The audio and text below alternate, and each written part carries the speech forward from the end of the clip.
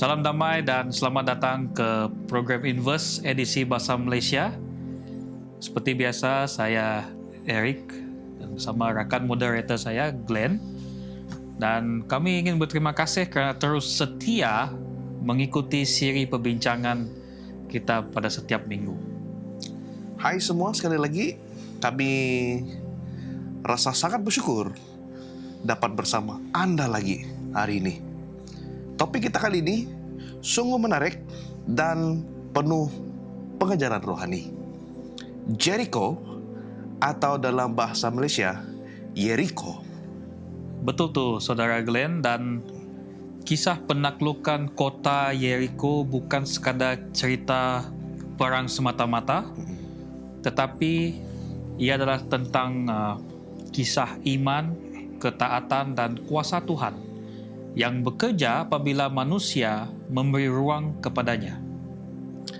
Dan untuk membantu kita menyelami ataupun lebih mempelajari benda ini lebih mendalam, bersama kita dua panelis yang hebat, yaitu Saudara Elvin dan juga Saudara Kenny. Terima kasih Saudara Eric dan Saudara Glenn. Dan saya rasa teruja untuk berkongsi kisah yang luar biasa ini. Yeriko mengingatkan kita bahawa tiada tembok yang terlalu tinggi untuk Tuhan robohkan. Puji Tuhan, kisah ini benar-benar menunjukkan bagaimana Tuhan akan berperang bagi pihak umatnya, dan juga bagaimana iman kita ini serta ketaatan kita akan membuka jalan kepada kemenangan itu. Ya, satu pelajaran yang indah. Dan sebelum kita terus mendalami perbincangan kita pada kali ini, sekali lagi saya ingin menjemput Saudara Elvin untuk memimpin kita dalam doa pembuka. Okey, mari kita berdoa. Bapa kami yang berada di kerajaan syurga, kami bersyukur kerana Engkau Tuhan yang berkuasa dan setia. Sama seperti Engkau memberi kemenangan kepada Israel di Yeriko, kami mohon agar Engkau berbicara kepada kami hari ini. Ajarlah kami untuk mempercayai rancangan-Mu walaupun kelihatan mustahil, Tuhan. Penuhi kami dengan Roh Kudus-Mu sepanjang perbincangan kami ini. Dalam nama Yesus Kristus kami berdoa. Amin. Amin. Terima kasih Saudara Elvin. Jadi untuk bagian yang pertama, kita akan lihat yaitu misi yang mustahil. Dan kita ada satu persoalan yang penting. Mengapakah penaklukan kota Jericho ini tadi dianggap misi yang mustahil bagi orang Israel? Saudara Elvin? Okey, dari segi manusianya memang mustahil, Saudara Glenn. Dan kita tahu bahawa kota Yeriko ni adalah salah satu kubu yang tinggi. Dia tinggi, tebal dan mustahil ditembusi oleh kekuatan manusia. Dan Israel pula, mereka ini tidak mempunyai atau memiliki senjata yang berat atau strategi yang moden pada zaman itu.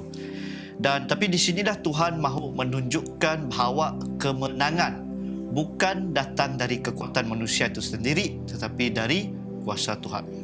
Ya, dan menariknya dalam peperangan ini, bila mana ia bermula, Yosua bertemu dengan seseorang yang dikatakan bahawa beliau adalah panglima tentera Tuhan. Okay, dia bertemu dengan panglima tentera Tuhan ini, dan kita percaya bahawa panglima tentera Tuhan itu adalah Tuhan itu sendiri yang menjadi komander bagi bangsa Israel. Dan peperangan manusia ini adalah bukannya peperangan manusia sebenarnya, tetapi adalah peperangan secara rohani. Ya, betul tuh, saya suka apa yang Saudara Kenny katakan tadi. Komander itu ataupun panglima yaitu Tuhan sendiri. Dan kalau kita lihat orang Israel di zaman itu yang dipimpin oleh Yosua, saya percaya mereka ini tiada asas Betul. untuk berperang. Sebab mereka keluar dari tanah Mesir dan mereka ini bukanlah askar. Mereka ini adalah buruh paksa. Dan itulah di mana Yosua ni apabila dia bertanya kepada Tuhan, adakah engkau di pihak kami atau musuh kami? Dan satu jawaban yang luar biasa yang diungkapkan oleh Tuhan, dia katakan, tidak, tetapi sebagai panglima tentara Tuhan, aku datang. Dan itu bermaksud Tuhan tidak berpihak kepada manusia, manusia yang harus berpihak kepada Tuhan.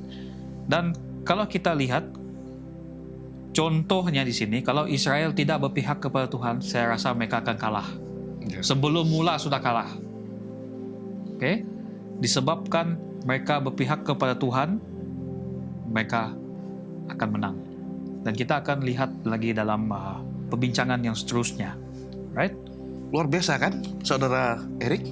Ya. Kita perlihat di sini, yaitu Tuhan bekerja di belakang. Kita lihat, yaitu mengingatkan kita bahwa di dalam kehidupan kita ataupun dalam setiap pertempuran hidup, bukan tentang siapa di pihak kita, tetapi ingat ini, adakah kita di pihak Tuhan? Baik, kita lihat dalam bagian yang seterusnya, yaitu strategi dari surga. Dan apabila kita lihat rancangan Tuhan untuk menakluki kota Yeriko yang temboknya tinggi dan kuat, satu saja, tidak pernah kalau kita lihat orang berperang tanpa angkat senjata. Ya. Tapi di sini Tuhan katakan, kamu beraklah, kayak marching keliling kota 7 hari sambil meniup sangkakala. Dan itu bukan satu strategi ketenteraan biasa. Oke, kalau kita gunakan strategi ini pada zaman ini, saya rasa awal sudah kita kalah. Oke, tapi ini sangat luar biasa dan tertulis dalam Alkitab sendiri.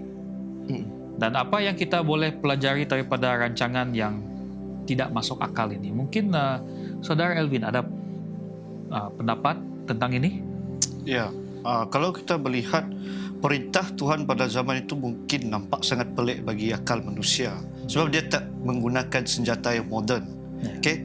Seperti apa yang Saudara Eric kita cakap, kalau kita gunakan strategi itu pada zaman sekarang, ya kita mungkin kalah awal. Kerana zaman sekarang lebih moden lagi dia punya senjata daripada zaman dahulu. Dan bayangkan perasaan umat Israel untuk mengelilingi kota tersebut, marchingkan kota tersebut. Mereka letih, mereka penat, mereka keliru. Kenapa Tuhan buat begini? Dan saya rasa Tuhan mahu umat Israel belajar untuk taat sepenuhnya, walaupun mereka ni tidak faham apa yang Tuhan inginkan daripada mereka. Dan kadang-kadang Tuhan juga menguji iman kita melalui arahan yang nampak pelik. Bila mereka mengelilingi kota itu hari demi hari tanpa melihat perubahan, itu adalah latihan untuk kita bersabar. Dan itu juga latihan untuk kita terus taat kepada Tuhan. Ya, saya setuju dengan pandangan Elvin tadi itu. Kadang-kadang Tuhan ini dia tidak memberi kita untuk menyerang. Sebagaimana bangsa Israel tadi, mana ada senjata kan? Jadi kalau mereka ada senjata, mungkin mereka menyerang. Tapi pada masa itu, mereka ini hanyalah pekebun, orang-orang biasa. Jadi Tuhan hanya katakan, beraraklah kamu mengelilingi tembok itu. Mereka mengelilingi tembok itu, lalu sebanyak 7 kali. Tapi apa yang kita melihat dalam sini adalah ketaatan bangsa Israel itu dalam mengelilingi tembok itu, dan juga doa mereka, dan bagaimana mereka mempercayai bahwa 7 kali memusingi waktu itu adalah kepercayaan mereka kepada Tuhan itu. Okay, kemudian selepas 7 hari kita boleh lihat bahwa tembok itu runtuh kerana iman mereka kepada Tuhan itu, dan bukan dengan senjata ataupun apapun apa yang mereka pegang, bukan, tapi kerana iman mereka itu kepada Tuhan. Dan ini adalah membuktikan bahwa apa yang mereka menang itu, kemenangan mereka itu adalah milik Tuhan, bukan milik mereka sendiri. Okay, jadi ini adalah satu situasi yang boleh kita lihat bahwa Tuhan itu sungguh berkuasa sekali. Ya. Amin kepada itu. Dan di sini juga kita dapat melihat bagaimana Tuhan menggunakan cara yang luar biasa, yang dari segi pemikiran kita manusia itu berbeza. Tetapi dengan Tuhan, cara itulah atau benar itulah yang memberi kemenangan. Seperti mana dia menggunakan cara yang luar biasa untuk menjatuhkan tembok-tembok Jericho ini tadi dalam kehidupan kita. Seperti ketakutan, dosa, dan kebimbangan. Ya, dan kadang-kadang Tuhan tidak ubah situasi kita dengan serta-merta.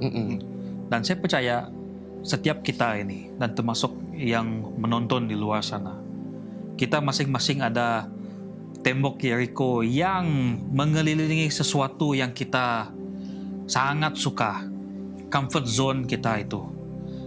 Mungkin ataupun benar yang sukar untuk kita abaikan. Seperti yang saudara Glenn katakan tadi, seperti ketakutan, dosa yang kelihatannya manis tapi sebenarnya membunuh, dan kebimbangan yang sekarang ini telah menjadi salah satu penyakit dalam golongan penyakit yang terbanyak, yaitu anxiety dengan depresi. Dan itulah, Tuhan dia tidak ubah situasi itu dengan serta-merta. Kalau kita lihat tembok Jericho itu, kalau dengan perkataan Tuhan sendiri, saya rasa saya mau tembok itu roboh serta-merta, boleh saja. Tapi dia ingin mengajar orang Israel supaya tetap beriman. That's why dia perlu mengelilingi kota itu 7 kali. 7 kali 7 hari. Selama 7 hari, dan akhirnya tembok itu semua runtuh. Dan dia juga ubah hati kita terlebih dahulu supaya kita belajar untuk percaya. Dan kita manusia, kalau hati kita sudah keras, sukar untuk kita ubah hati kita. Itu udah, kalau dari luar susah. That's why Tuhan menggunakan cara untuk mengubah dari dalam dengan Roh Kudus-Nya. Sekarang kita akan masuk ke bahagian yang seterusnya. Di sini nanti kita akan mempelajari seseorang ataupun seorang tokoh di dalam kota Jericho ini nanti. Dan juga kita akan kenal seseorang ini yang bernama Rahab ataupun Rahab. Jadi di tengah kehancuran kota Jericho ini tadi, dia dan keluarganya diselamatkan.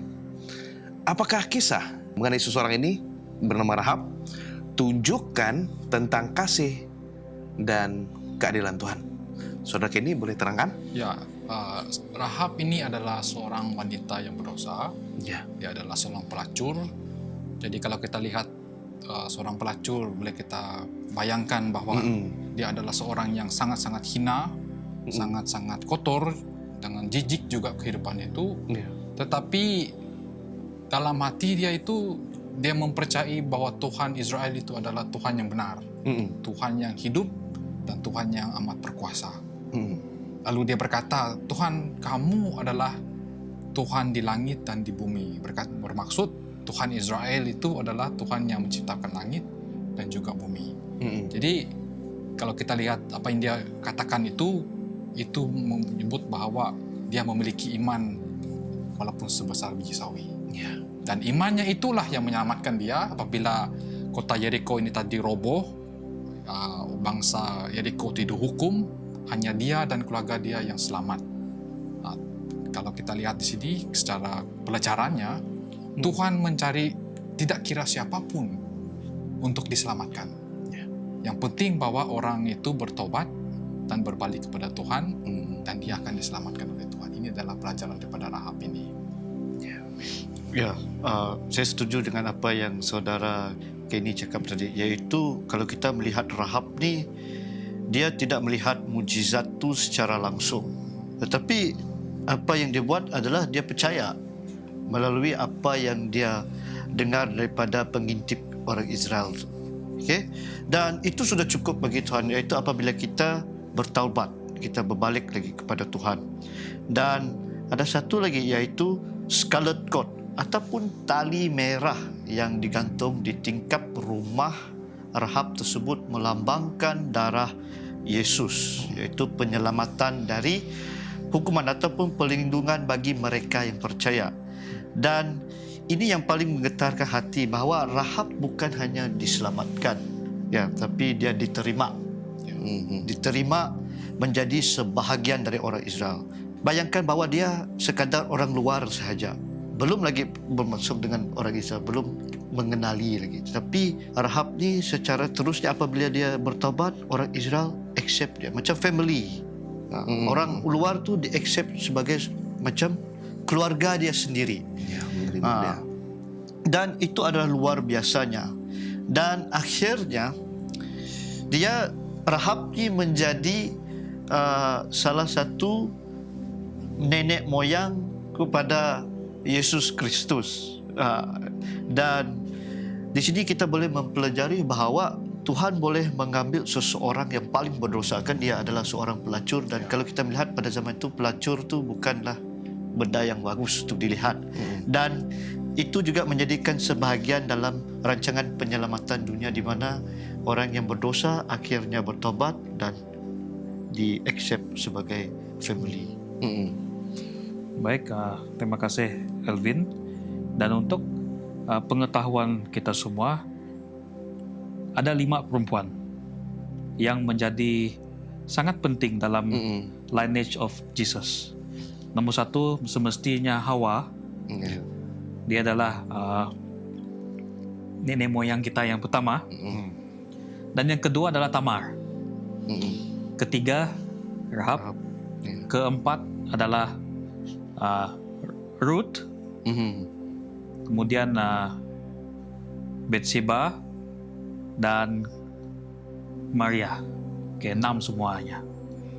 Oke, jadi itulah perempuan yang memainkan peranan dalam adanya juru selamat. Dan ia adalah satu cerita yang menyentuh hati kita. Dan dia menunjukkan bahawa tiada siapapun terlalu jauh untuk diselamatkan. Seperti Rahab, seperti yang dikatakan Elvin tadi, dia adalah seorang yang berdosa. Kalau ikut, dia sudah melanggar hukum ke-7. Dan tiada siapapun terlalu jauh untuk diselamatkan. Walaupun masa lalu kita gelap, ingat, rahmat Tuhan tetap mampu menembus seseorang itu. Dan ini juga kita dapat lihat menunjukkan keseimbangan antara kasih Tuhan dan keadilan Tuhan itu tadi. Kota Jericho jatuh bukan karena Tuhan kejam, tidak. Tetapi karena bangsa itu telah lama menolaknya. Menolak Tuhan. Mereka sudah lama meninggalkan Tuhan. Bagaimana cara pun Tuhan ingin masuk ke dalam mereka, mereka tetap menolak dan keluar. Namun Tuhan masih membuka peluang kepada sesiapa yang mau berbalik kepadanya. Baik, kita teruskan juga dengan bagian yang keempat, yaitu penaklukan rohani. Dan kisah ini juga mengajar kita tentang kemenangan rohani. Dan sebelum peperangan, Yosua memimpin bangsa Israel untuk disunat dan merayakan Paskah. Mereka harus ingat balik apa yang terjadi di Mesir, di mana Passover itu. Dan mengapa 2 perkara ini penting sebelum mereka menyerang Jericho? Mungkin Elvin, kamu ada pendapat tentang ini? Ya, kalau kita melihat sunat ni adalah tanda perjanjian kita. Dan sebelum tembok tu runtuh. Tuhan menyuruh orang Israel ni untuk disunat dahulu, bukannya secara fizikal, tapi ia secara menggambarkan bahawa kita perlu ada pertama penyucian hati kita, iaitu berbalik lagi kepada Tuhan. Kembalilah kepada Tuhan dan menyerahkan ego dan dosa kita kepada Tuhan. Dan kerana perang ni sebenarnya bukan bermula pada tembok tersebut, tapi bermula dengan hati kita manusia ini sendiri. Dan sebab itu Tuhan tidak hanya mahu memberi kemenangan yang luar, tapi Tuhan mahu memberi pemulihan dalaman dahulu. Macam kadang tembok yang Tuhan mahu runtuhkan bukannya di luar, tapi di dalam hati kita. Kalau kita keep on ignoring, kalau kita reject, lain dah jadi dia, sebab kita reject. Okay? Jadi di sini kita melihat bahawa sunat ini melambangkan pengudusan dan kesetiaan kita kepada Tuhan. Dan Israel sendiri perlu memperbaharui komitmen mereka sebelum berperang. Sebab perjalanan mereka kepada kota Jericho ni salah satu perjalanan yang paling panjang. Saya rasa almost 40 years kan, 40 tahun. Memang 40 tahun. Memang 40 tahun. Lama betul. Dan kita melihat mereka tidak boleh menakluk tanpa terlebih dahulu dikuduskan.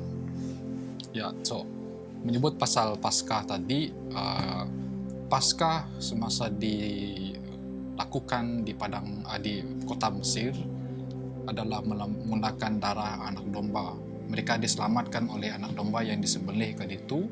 Jadi kalau kita lihat persamaannya itu dengan Tuhan Yesus ketika mati di kayu salib itu sebagai anak domba manusia juga, darah itu yang menyelamatkan semua umat manusia daripada dosa. Jadi ada dua persamaan cerita yang begini. Jadi sebelum menakluki kota Jericho ini tadi, kemenangan itu bukannya sebenarnya datang daripada pedang serta-merta dengan peperangan itu, tetapi itu adalah Tuhan yang menyelamatkan. Jadi ini adalah hubungan antara Paskah dengan anak domba manusia Tuhan Yesus itu sendiri. Ya, amin kepada itu. Ini juga merupakan satu panggilan kepada kita hari ini. Bukan setakat kami berempat di sini, tetapi para penonton juga. Jadi sebelum kita menakluk cabaran dalam kehidupan kita, kita harus memperbaharui hubungan kita dengan Tuhan, yaitu melalui doa, firman, dan juga penyerahan diri sepenuhnya kepada Tuhan. Ya, betul tuh Saudara Glenn. Tanpa pengudusan dan hubungan yang hidup dengan Kristus, kita tidak boleh berharap untuk menang dalam peperangan rohani. Sekarang kita masuk kepada bahagian yang kelima, yaitu tentang kasih dan keadilan Tuhan. Jadi di dalam buku Spirit of Prophecy ada tertulis bahwa kemusnahan kota Jericho adalah gabungan antara kasih dan keadilan Tuhan. Saudara Kenny, bagaimanakah kita memahami hal ini dalam konteks zaman kita sekarang? Okay. Jadi kalau kita lihat Tuhan itu adalah kasih, Tuhan itu juga adalah adil. Jadi kasih dan keadilan Tuhan itu tidak pernah bertentangan antara satu sama lain. Yeah. Hanya Tuhan saja yang boleh menggabungkan kasih dan juga keadilan. Tapi kalau kita manusia, kita akan sentiasa bertentangan. Tidak ada kasih, tidak ada keadilan. Memang selalu bertentangan. Hanya Tuhan yang dapat menyatukan kasih Tuhan dan keadilannya itu. Jadi ini adalah cerita di Jericho ini menunjukkan bahawa kasih dan Tuhan itu dan keadilannya itu sentiasa bersatu. Jadi apa yang berlaku adalah kota Jericho ini adalah contoh bahawa bangsa orang Jericho ini menolak kasih Tuhan. Lalu mereka diadili. Tapi pada masa yang sama, walaupun kita lihat itu satu aktiviti yang agak, boleh kita katakan agak kejam ataupun tidak adil di mata manusia, tapi Rahab diselamatkan. Itu adalah kerana kasih, kerana adanya keadilan Tuhan di situ. Rahab diselamatkan, tapi yang menolak itu dimusnahkan ataupun dihapuskan oleh Tuhan. Ini membuktikan bahwa penghakiman Tuhan itu sentiasa ada pada masa yang akan datang sampaikan kepada kita hari ini. Apa yang penting adalah kita percaya dengan kasih Tuhan itu, kita percaya dengan keadilan Tuhan itu, dan juga penghakimannya di akhir nanti, semasa Tuhan Yesus datang, memang akan berlaku. Jadi kita harus ingat bahwa Tuhan sentiasa ada kasih dan keadilannya yang sentiasa bergabung untuk kita semua yang percaya kepadanya. Ya, dan saya suka satu petikan ini yang mengatakan bahawa Tuhan ini akan melakukan perkara besar bagi mereka yang mempercayainya ataupun sabar. Kesabaran itu penting. Dan bila kita berhenti bergantung pada kebijaksanaan kita sendiri dan kita menyerahkan hidup kita sepenuhnya kepada Tuhan, dan barulah kita akan melihat bahawa banyak perkara yang luar biasa dalam kehidupan kita ini. Itulah inti kisah kota Yeriko, di mana bila umat Tuhan taat dan percaya, tembok-tembok runtuh bukan oleh kekuatan manusia, tetapi oleh kuasa ilahi, kuasa dari Tuhan sendiri. Jadi sekarang kita sudah ke bagian yang terakhir. Di sini kita mempelajari bahwa kisah kota Jericho ini tadi bukan sekadar sejarah, tetapi merupakan satu peringatan bahwa Tuhan masih berperang bagi umatnya. Dan bila kita percaya, taat dan berserah, tiada misi yang mustahil bersama Tuhan.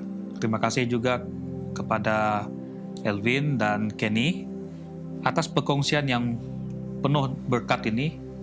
Dan kepada semua penonton, ingatlah, tembok apapun yang Anda hadapi, baik diperbuat daripada besi, batu, kayu, dan sebagainya, Tuhan mampu merobohkannya. Dan saat ini juga saya ingin menjemput saudara Kenny untuk menutup perbincangan kita dengan doa. Mari kita bersatu di dalam doa. Tuhan yang penuh kuasa, kami bersyukur kerana Engkau Tuhan yang memberi kemenangan kepada kami. Engkau yang meruntuhkan tembok Jericho juga berkuasa meruntuhkan tembok ketakutan, dosa dan kebimbangan dalam hidup kami.